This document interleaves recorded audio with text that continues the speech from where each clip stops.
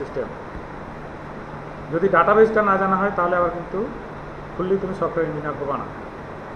তো যেটাই হোক, যাদের জাভা ভালো লাগবে তারা জাভা করবে, যাদের পিএইচপি ভালো লাগবে তারা পিএইচপি করবে, যাদের সি শার্প লাগবে বা যাদের অন্য কোনো রুবি পাইথন আছে, যাদের যেটা লাগবে করবে, কিন্তু ল্যাঙ্গুয়েজের গঠনগুলি প্রায় একই। তো আমি চলে যাচ্ছি একেবারে তোমাদের প্রথম অধ্যায়। তোমাদের যে সিলেবাস আছে, তোমাদের সিলেবাসটা যদি আমি একটু দেখাই, একটু দেখানোর চেষ্টা করি। তোমরা যে সিলেবাসটা একটু দেখছো,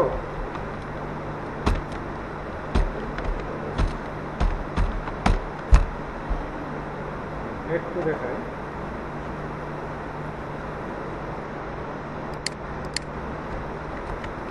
স্ক্রিন এখনো শেয়ার দিই নাই, তোমরা দেখতে পাবা না, শেয়ার করে দিচ্ছি।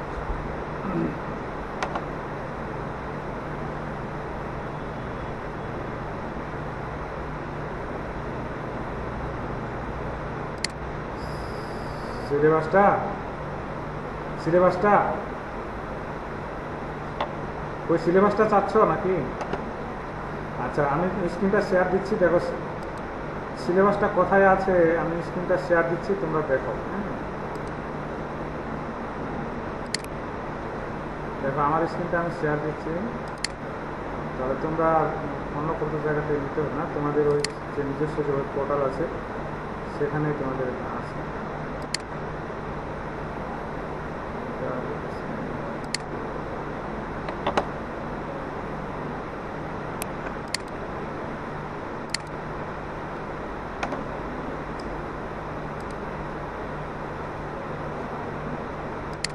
আমার স্ক্রিনটাকে দেখতে পাচ্ছ?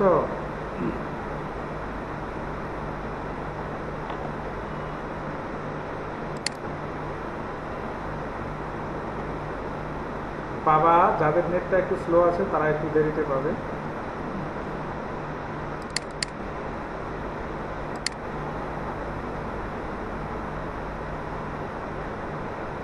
তাহলে ওটা তুমি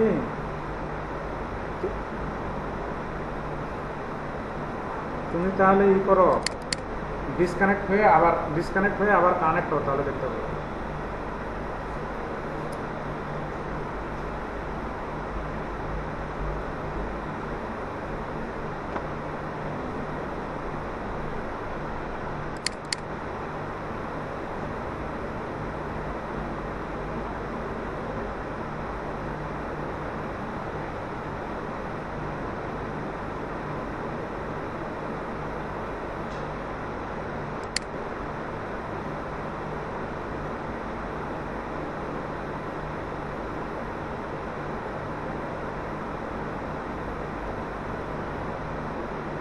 আচ্ছা, আমি এখানে একটা লিঙ্ক দিয়ে দিচ্ছি, এটাতে গেলে তোমরা পাবা। আমাদের সাথে একটা লিঙ্ক দিয়ে দিচ্ছি।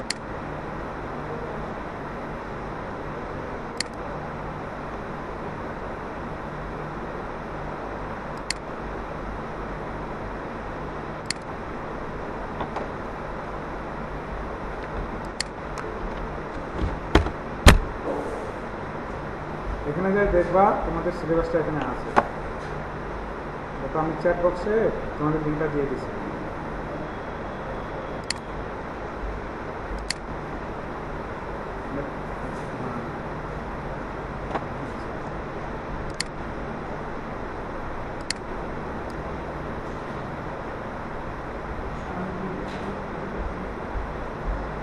দেখো আমার স্ক্রিনে তোমাদের কোর্সের যে সিলেবাসটা আমি নিয়ে আসছি, দেখতে পাচ্ছ? এখানে দেখো প্রথম অধ্যায়টা যেটা বলছে, এটার যে অবজেক্টিভ, এটার অবজেক্টিভ দুইটা সেট করছে, যদিও অবজেক্টিভ অনেক কিছু বলছে, to develop knowledge and skill on programming basic in Java language. বলছে তোমার জ্ঞান এবং যে দক্ষতাটা জাভা ল্যাঙ্গুয়েজের উপর যে বেসিক ফান্ডামেন্টাল বা তোমার যে শুরুর যে দক্ষতাটা, সেটা এখানে কী করবে, বিল্ড আপ করবে। 2 নম্বরে বলছে to develop knowledge and skill to create, compile, debug and execute A Java program. বলছে একটা জাভা করতে কীভাবে এক্সিকিউট করবা, সেটার কীভাবে ভুলগুলা ডিবাগ করবা, সেটাকে কীভাবে কম্পাইল করবা এবং একটা কোড কীভাবে তৈরি করবা, সেটাই এই কোর্সটাতে তুমি আসলে জানতে পারবে। তার মধ্যে যে জিনিসগুলো আসছে, দেখো প্যাকেজিং শেখাচ্ছে, থ্রেডিং শেখাচ্ছে, জেনেরিক্স, তাহলে আমরা এগুলো শেখাচ্ছি। প্রথমে দেখো যেটা আসবে প্রথম অধ্যায় আমাদের understanding the concept of object oriented programming, OOP, অর্থাৎ অবজেক্ট ওরিয়েন্টেড প্রোগ্রামিং জিনিসটা কি, এই জিনিসটা নিয়ে আমরা এখন আলোচনা ধাপে ধাপে আমরা সেই 11টা অধ্যায় না কয়টা অধ্যায় আছে আমাদের এখানে, 10টা অধ্যায়, সবগুলি আসলে কাভার করব। সবাই কি আমার উইন্ডোটা দেখতে পাচ্ছ?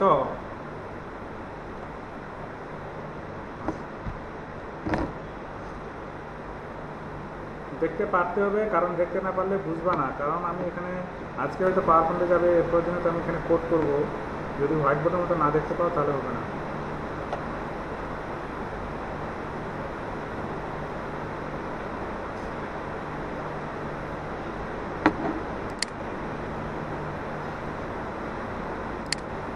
রেকর্ড করতেছি রে, যদি তোমাদের কপাল ভালো থাকে তাহলে পাই যাবা।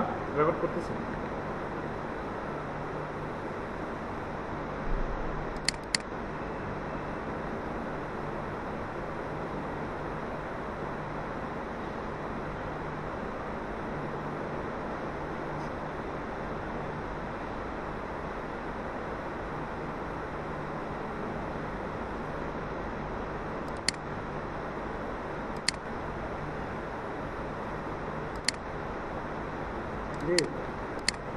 চলে যাচ্ছে কেন রে?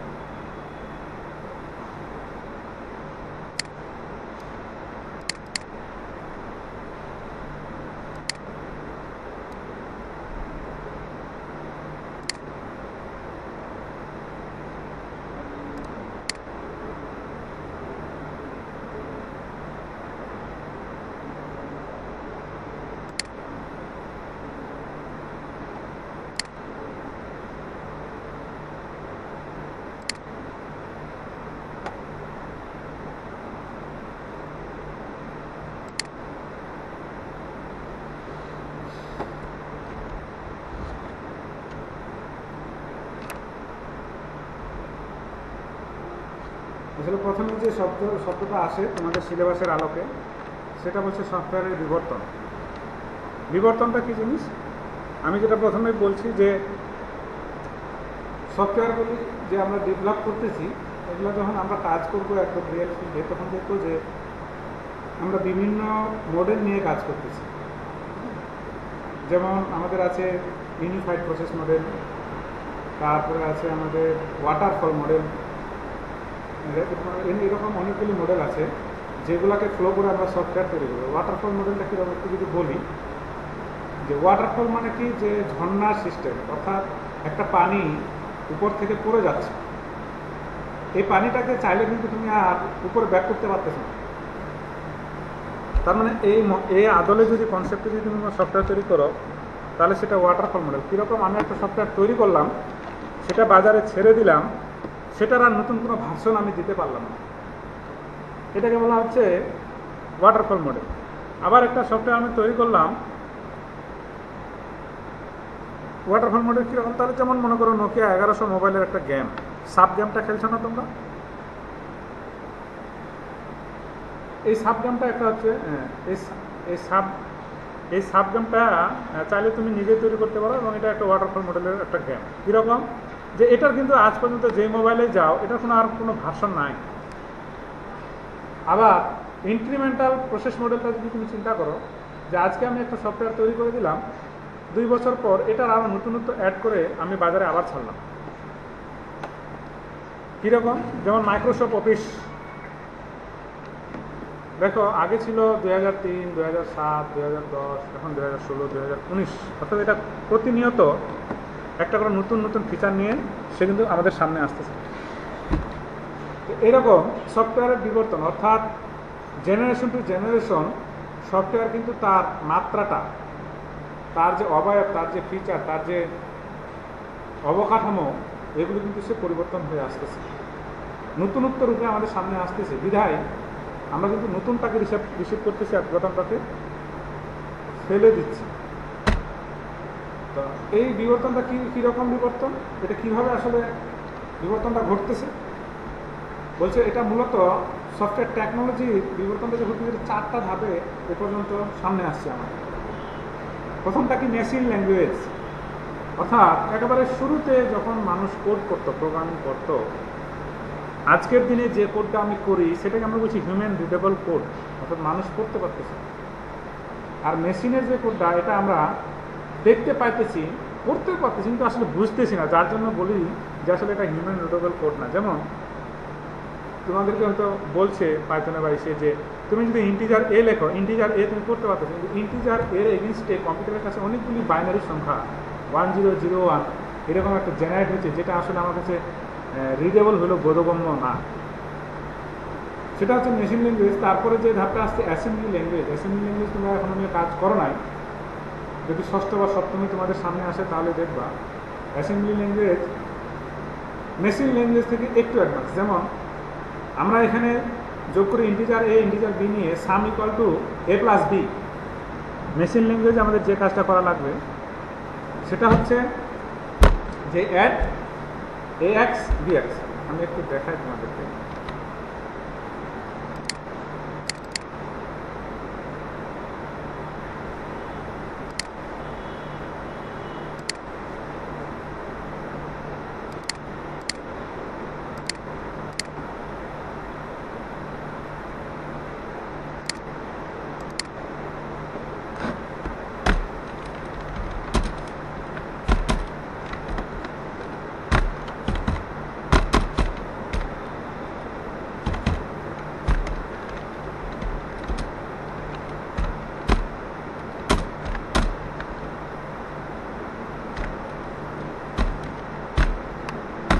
এই যে জিনিসটা করলাম, এটা আমার আজকের দিনে প্রোগ্রামিং ল্যাঙ্গুয়েজের ভিতরে প্রসিডিউরাল প্রোগ্রামিং ল্যাঙ্গুয়েজ বলো বা অবজেক্ট ওরিয়েন্টেড প্রোগ্রামিং ল্যাঙ্গুয়েজ বলো, আমরা কিন্তু এরকম লিখতেছি, রাইট?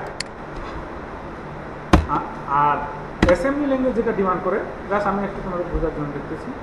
সাপোজ সে লিখলো এরকম অ্যাড, সে রেজিস্টার নিয়ে কাজ করে এক্স বিএক্স, অর্থাৎ এক্স একটা রেজিস্টার, বিএক্স একটা রেজিস্টার। এক্স এবং বিএক্স এর ভিতরে যা আছে সেটা তুমি এটা আবার লোড করে নিতে হয়, লোড এক্স এত বিএক্স এত, সেই দুইটা যোগ করে এক্স এর ভিতরে রাখো। এটাকে বলা হচ্ছে আমাদের অ্যাসেম্বলি ল্যাঙ্গুয়েজ। অ্যাড মানে যোগ করা, তার কতগুলো কমান্ড ছিল, সাব মানে বিয়োগ করা, সাব মানে বিয়োগ করা, মাল্টিপ্লিকেশন মানে হচ্ছে গুণ করা, ডিভিশন মানে ভাগ করা, এই যে জিনিস এগুলোকে বলা হচ্ছিল অ্যাসেম্বলি ল্যাঙ্গুয়েজ। এরপরে আসছে প্রসিডিউরাল ওরিয়েন্টেড প্রোগ্রামিং। এটাকে আমরা বলতেছি আসলে যেমন মিড লেভেল ল্যাঙ্গুয়েজ, অর্থাৎ প্রোগ্রামিং ল্যাঙ্গুয়েজ সিকে আমরা ডিমান্ড করতেছি। আর ওইদিকে আর না করে আমি চলে যাচ্ছি 4 নম্বরে। আমরা আর আমাকে কেউ কিছু বলছো? আচ্ছা, না আমি তো এখন বারবার জয়েন করতে পারবো না, এটা তোমাদের আগে বলছি। আমি ক্লাস নিতে নিতে তোমাদের ওইদিকে গেলে তো সমস্যা।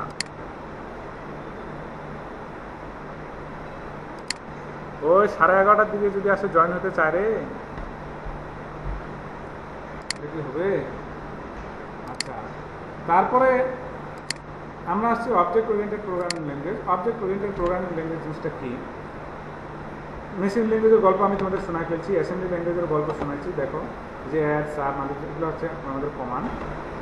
আর প্রসিডিউরাল ওরিয়েন্টেড ল্যাঙ্গুয়েজ আমি তোমাদের এক কথায় বলেছি প্রোগ্রামিং ল্যাঙ্গুয়েজ সি। যারা সি নিয়ে কাজ করছো বা করো নাই, পাইথন নিয়ে কাজ করছো, তবে পাইথনটা অবজেক্ট ওরিয়েন্টেডে চলে গেছে, তোমরা সি নিয়ে কাজ করতে পারতো। আমি বলছিলাম, আবার আমি তোমাদের দেখাইছিও যে ডাটা স্ট্রাকচার এবং অ্যালগোরিদম যদি তোমাদের সরাসরি কেউ আমার ক্লাস করে থাকো করোনার আগে, তাহলে দেখবা যে তোমাদের আমি সি ল্যাঙ্গুয়েজ নিয়ে একটু হলেও কাজ করাচ্ছি। সেটাই প্রসিডিউর ওরিয়েন্টেড প্রোগ্রামিং। আর আমরা আমাদের এই সিলেবাসে যেটা আছে অবজেক্ট ওরিয়েন্টেড প্রোগ্রামিং জাভা, সেটা নিয়ে আমরা কাজ করবো। এখানে হচ্ছে কি, এখানে মূল যে টার্মটা তোমাদের যখনই কোশ্চেন করবে যে what is object oriented programming, তোমাদের এই শব্দটা এখানে লিখতে হবে। আমি যখন এখানে লিখছি এই কথাটা, যে অবজেক্ট ওরিয়েন্টেড প্রোগ্রামিংয়ে ফাংশনের থেকে ডাটার গুরুত্ব অনেক বেশি।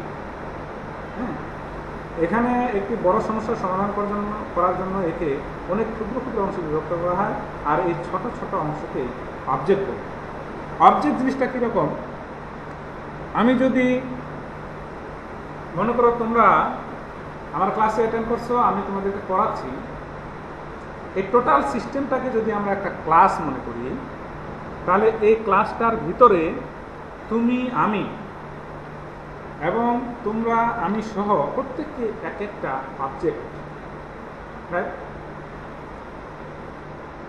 এই তুমি আমি যে প্রত্যেকটা এক একটা অবজেক্ট, আমাদের প্রত্যেকেরই আলাদা আলাদা ফাংশন থাকতে পারে না?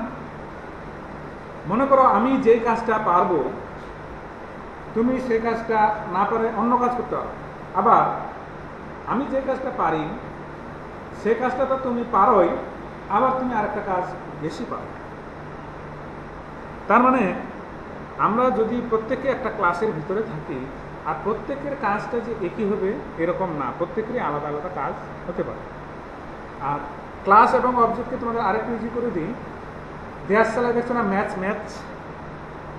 এই টোটাল ম্যাচটাকে যদি তুমি একটা ক্লাস মনে করো, আর এর ভিতরে যে কাঠিগুলি থাকে এগুলো প্রত্যেকটা এক একটা অবজেক্ট। যখন আমি আসলে কোড করব তোমাদেরকে আরও ইজিলি আমি ওখানে দেখাই দেবো যে কোনটা ক্লাস, কোনটা আসলে অবজেক্ট।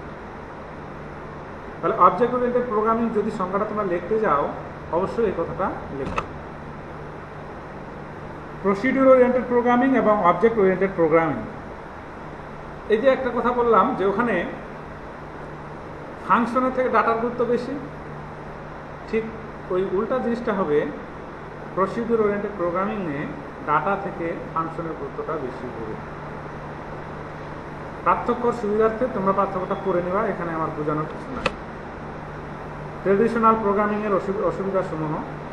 ট্রেডিশনাল বলতে আজকের দিনে যে অবজেক্ট ওরিয়েন্টেডে আমরা দাঁড়ায় আছি, এর আগে যে ল্যাঙ্গুয়েজগুলো ছিল সেগুলোকে ট্রেডিশনাল বা বেস্ট অ্যান্ড আর্লি স্টাইল বা পুরনো যুগের প্রোগ্রামিং ল্যাঙ্গুয়েজ সেগুলোর যে অসুবিধা সেটা বলছে যে এই ল্যাঙ্গুয়েজগুলোকে আমার হাজার হাজার লাইন প্রোগ্রাম লেখা লাগতো। তারপর বড় বড় বড় প্রোগ্রামের ক্ষেত্রে কোনো ফাংশনের জন্য কোনো ডাটা ব্যবহৃত হচ্ছে তা আইডেন্টিফাই করার জটিল ও সময় সাপেক্ষ ব্যবহার হয়ে যাবে। কারণটা কি, কোনটা ডাটা কোন ফাংশনের ভিতর ঢুকে আছে যদি তুমি ডাটাটাকে আইডেন্টিফাই না করতে পারো, তাহলে তোমার জন্য কিন্তু সেই ডাটাগুলিকে হ্যান্ডেল করা কষ্টসাধ্য। ভুল ত্রুটি নির্ণয় করা, সেগুলোকে মেনটেনেন্স করা, সেগুলো ডিবাগ ঠিক করা, এগুলো একটা কঠিন বিষয় ছিল। আর প্রোগ্রামিংয়ের অবজেক্ট এই যে এখানে বলছি যে যদি প্রোগ্রামিং স্টুডেন্ট নামে কোনো ক্লাস থাকে, তবে ওই ক্লাসে ব্যবহৃত ভেরিয়েবল সমূহ, নাম, রোল, সেশন, জিপিএ, এগুলো প্রত্যেকটা এক একটা অবজেক্ট।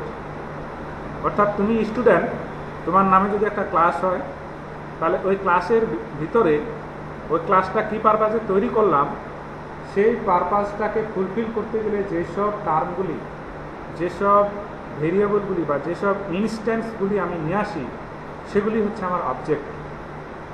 ঠিক আছে, একটা ক্লাসের একটা ইনস্ট্যান্সও কিন্তু ওয়ান কাইন্ডস অফ অবজেক্ট। আমি দেখাবো তোমাদের যে একটা ক্লাসের একটা ইনস্ট্যান্স কীভাবে তৈরি হয়। প্রোগ্রামিংয়ের ক্লাস, সাধারণভাবে ক্লাস হলো একই ধরনের কতগুলো অবজেক্টের সমন্বিত নাম। আমি যেটা বললাম যে তোমরা এবং আমি এই ক্লাসে উপস্থিত আছি, টোটাল সিস্টেমটা যদি আমি একটা ক্লাস ডিমান্ড করি, তাহলে এর ভিতরে যতগুলি আছে, একটা ল্যাপটপ আছে, তুমি আছো, আমি আছি, প্রত্যেকে আমরা একটা অবজেক্ট। আর ক্লাসটা কি, ক্লাসটা হচ্ছে এক ধরনের ইউজার ডিফাইন্ড ডাটা টাইপ, যাতে একই শ্রেণীর গোত্রের একাধিক অবজেক্ট থাকে। এই অবজেক্টগুলো কতগুলো ভেরিয়েবল এবং ভেরিয়েবল এক্সিকিউট করার জন্য কতগুলো ফাংশন থাকে। ফাংশনগুলি আবার আমি আলোচনা করব যখন আমরা আসবো, যেমন কতগুলি ফাংশন থাকবে, পাবলিক, প্রাইভেট, প্রোটেক্টেড। এই টার্মগুলি তোমরা যদিও জানো, কিন্তু এগুলোর ব্যবহারগুলো হয়তো সেভাবে করো নাই। আমি এখানে তোমাদেরকে দেখানোর চেষ্টা করবো যে পাবলিকটা কীভাবে ইউজ করতে পারে সবাই, আসলে যে বলি যেটা যে কেউ যে কোনো জায়গাতে পারে, বা প্রাইভেটটা আসলে সেভাবে কেউ পারে না, বা প্রোটেক্টেডটা কেউ পারে আবার কেউ পারে না। আসলে কারা পারে কারা পারে না সেটাও আমরা দেখার চেষ্টা করব। হ্যাঁ, আর এখানে একটা ক্লাসকে কেন ইউজার ডিফাইন্ড ডাটা টাইপ বলা হলো, আর এর ভিতরে যে ডাটা টাইপগুলি থাকবে, যে অবজেক্টগুলি থাকবে, এগুলাও আবার ইউজার ডিফাইন্ড হতে পারে, আবার এগুলা বিল্ট ইনও হতে পারে। যেমন একটা ক্লাসের যদি একটা অবজেক্ট হয়, তাহলে সেটা অবশ্যই ইউজার ডিফাইন্ড ডাটা টাইপ। আপাতত শব্দগুলি শুনে যাও, যদিও শব্দগুলি তোমাদের কাছে একটু কঠিন মনে হবে, কিন্তু যখন আমি আসলে প্রোগ্রামিংটা করাবো তখন এই টার্মগুলোই তোমাদের সামনে নিয়ে আসবো, তবে টার্মগুলি তোমাদের মাথায় রাখতে হবে। এরপরে আসছে তোমাদের ডাটা অ্যাবস্ট্রাকশন। ডাটা অ্যাবস্ট্রাকশন এটা একটা কৌশল। কীরকম একটা কৌশল, যে এখানে আমাদের ডাটা থাকবে এবং এই ডাটাগুলিকে আমি কিভাবে অ্যাক্সেস করব তার যে ফাংশনগুলি থাকবে, আবার ওই টাইপের কোনো ভেরিয়েবলের ডাটা তার নিজস্ব ফাংশনের সাহায্য ছাড়া আর কেউ অ্যাক্সেস করতে পারবে না। কেন পারবে না, বা আমি কেন এটা করে দিব, করে দিলে না করে দিলে কী অসুবিধা, সেটা আমরা কোডের মধ্যে দেখব। বিদায় এই ফিচারটা আমাদের অ্যাবস্ট্রাকশনটা নিয়ে আসছে। এরপরে নিয়ে আসছে এনক্যাপসুলেশন। এনক্যাপসুলেশনটা কি, মনে করো আমি তোমাদের ক্লাস নিচ্ছি, এখানে কি চাইলেই আমি যে কেউকে এই ক্লাসের ভিতরে আসতে দেব? যদি চলে আসে তাহলে আমার যে পরিকল্পনাটা বা আমার যে প্ল্যানটা বা আমি যেটা বলতেছি বা তোমরা যেটা শুনতেছ, সেখানে আমাদের অবশ্যই ইন্টারাপ্ট হওয়ার একটা ভয় আছে, একটা সংঘর্ষ বা একটা সাংঘর্ষিক কোনো ডাটার মধ্যে একটা মিসম্যাচ হওয়ার একটা ভয় আছে। যার জন্য আমরা কী করছি, একটা আইডি খুলে নিচ্ছি। সে আইডিতে আমি যাদেরকে পারমিট দিচ্ছি তারাই শুধু এখানে আমরা প্রেজেন্ট আছি। তো এইরকম আমার কতগুলি ডাটা এবং ফাংশনগুলোকে আমি এনক্যাপসুলেট করে রাখবো, যাতে এটাকে আমার যে কেউ বাইরে থেকে চাইলেই ইন্টারাপ্ট না করতে পারে। সেটা আমরা প্রোগ্রামিংয়ের সময় দেখবো, এখানে জাস্ট তার থেকে একটা বিষয় আসছে। এরপরে আসছে প্রোগ্রামিং ইনহেরিটেন্স। ইনহেরিটেন্সটা কি, যে বাংলা কথায় একেবারে উত্তরাধিকার সূত্রে কিছু পাওয়া। কীরকম, তোমার বাপ এ যাবৎ যতগুলি সয় সম্পত্তি জড়াইছে, তোমার বাপের অনুপস্থিতিতে এগুলার মালিক কে হবে, বা এই মালিকানাটা কি হারে হবে, সেই জিনিসটাই যেভাবে বন্টন করা হয়েছে প্রোগ্রামিং ল্যাঙ্গুয়েজে, ওই জিনিসটাই একেবারে বলছে এটাকে ইনহেরিটেন্স। কীরকম, যদি তুমি এক বাপের এক ছেলে হও তাহলে তুমি যে ফেসিলিটিটা পাবা, এক বাপের দুই ছেলে হলে সেই ফেসিলিটি পাবা না, বা এক বাপের দুই ছেলে দুই মেয়ে হলে সেই ফেসিলিটি পাবা না। আবার মনে করো তোমার দাদার সম্পত্তি তুমি যেভাবে পাবা, এক বাপের এক ছেলে হলে যেভাবে পাবা, তোমার দাদার যদি আবার দুই ছেলে থাকে, তার তুমি ছেলে হও, তাহলে সম্পত্তিটা আলাদাভাবে পাবা। এরকম কোনো একটা ক্লাসের বৈশিষ্ট্য আমি ব্যবহার করতে চাই, যদি আমি তার একটাই চাইল্ড ক্লাস হই তাহলে যেভাবে পাবো সেটা, যদি আমি অনেকগুলো হই সেটা, যদি আমি চাইল্ড ক্লাসের চাইল্ড ক্লাস হই তাহলে কিভাবে সেই সুবিধাগুলো ভোগ করবো, এই জিনিসগুলো নিয়ে যে জিনিসটা আলোচনা করছে সেটাকে বলা হচ্ছে ইনহেরিটেন্স। আর এর উপর ভিত্তি করেই ইনহেরিটেন্সকে তিন ভাগে ভাগ করা আছে: single inheritance, multi level inheritance, hierarchical inheritance. Polymorphism. Polymorphism আমি তোমাদের শুরুতেই বলছিলাম যে মনে করো আমি একটা কাজ পারি, কথার কথা তোমার বাবা একটা কাজ পারে, আবার তুমি কাজটা পারো কিন্তু ভিন্নভাবে, অর্থাৎ একটা ফাংশনের ভিন্ন। যেমন আমি মনে করি আমি দুইটা সংখ্যা যোগ করতে চাই, কখনো দুইটা সংখ্যা ইন্টিজার টাইপের যোগ করতে চাই, আবার কখনো দুইটা সংখ্যা ফ্লোট টাইপের যোগ করতে চাই। এই রকমের যদি হয়, তুমি বললে আমরা যখন ক্যালকুলেটরে ডাটা ইনপুট দিই, 2+2 সমান এন্ট্রি দিলে কত হয়? 4। আবার 2+2.5 সমান এন্ট্রি দিলে 4.5। তাহলে এটার অবশ্যই একটা ব্যাখ্যা আছে। তুমি ইন্টিজার টাইপ করলে ইন্টিজারে নিত, একই ইন্টিজারে ক্যালকুলেটরকে আবার তুমি ফ্লোট সংখ্যা দিচ্ছ, সে নিচ্ছে। তাহলে এটা যেভাবে হ্যান্ডেল করা হচ্ছে, এটা পলিমরফিজমের একটা ফিচার। প্রোগ্রামিংয়ে মেসেজ পাসিং, অর্থাৎ ফাংশনের মধ্যে দিয়ে আমরা যখন আর্গুমেন্ট বা প্যারামিটার নিয়ে কাজ করবো সেগুলোই মেসেজ পাসিংয়ের কাজ করতেছে। প্রোগ্রামিংয়ের ডাইনামিক বাইন্ডিং, এটার কথাটা ওই যে বলে দিলাম একটু আগেই, যে আমি কিছু বলে দিলাম, তুমি পলিটেকনিকের স্টুডেন্ট, তুমি যদি পলিটেকনিকে আসো তাহলে তোমাকে পলিটেকনিক রিসিভ করবে, আদারওয়াইজ গভর্নমেন্ট কলেজে চলে গেলে তোমাকে গভর্নমেন্ট কলেজ রিসিভ করবে না। এরকম প্রোগ্রামিং ল্যাঙ্গুয়েজের কাছে কোনো ফাংশনের কাছে তুমি কিছু পাঠাই দিলা, সেই ফাংশনটার জন্য তুমি উপযুক্ত ডাটা কি না সেই ফাংশনটাই নির্ধারণ করে দিবে। এটা যেভাবে ঘটে থাকে সেটাকেই ডাইনামিক বাইন্ডিং বলে।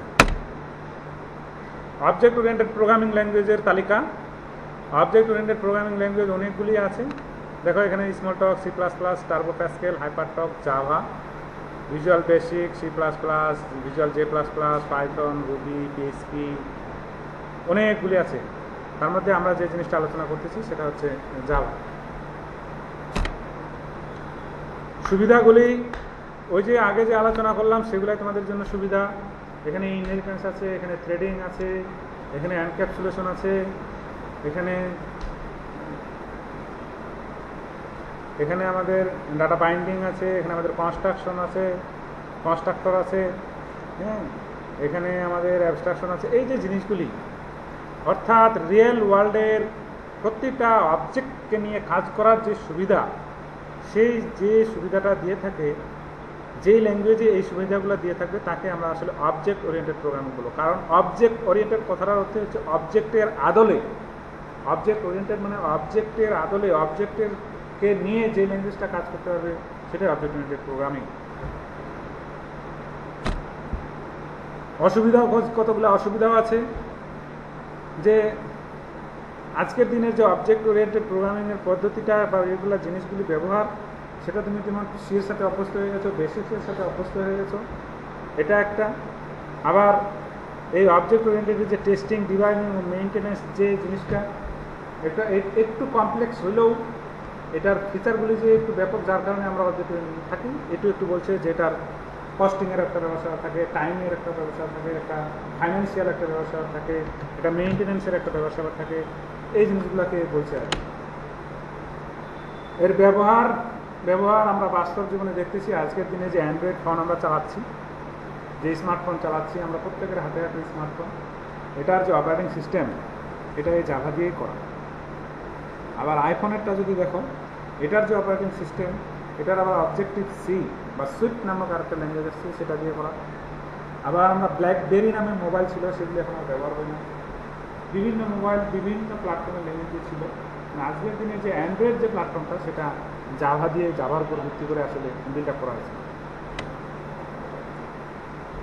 একেবারে শেষ প্রান্তে আমি চলে আসছি যে অবজেক্ট ওরিয়েন্টেড প্রোগ্রামিং ল্যাঙ্গুয়েজ কাকে বলে, ক্লাস কাকে বলে, অবজেক্ট কাকে বলে, ইনহেরিটেন্স কাকে বলে, প্রসিডিউর ওরিয়েন্টেড প্রোগ্রামিং এবং অবজেক্ট ওরিয়েন্টেড প্রোগ্রামিংয়ের মধ্যে পার্থক্যটা কী, অবজেক্ট ওরিয়েন্টেড প্রোগ্রামিংয়ের সুবিধা এবং অসুবিধা জিনিসগুলো কী, এই জিনিসগুলো তোমরা একটু ফলো আপ করবা, যাতে করে এর পরের ক্লাসে আমি আসলে তোমাদেরকে ইনভায়রনমেন্ট তৈরিটা দেখাবো, যে আমি আসলে কীভাবে জাভা কোড করবো।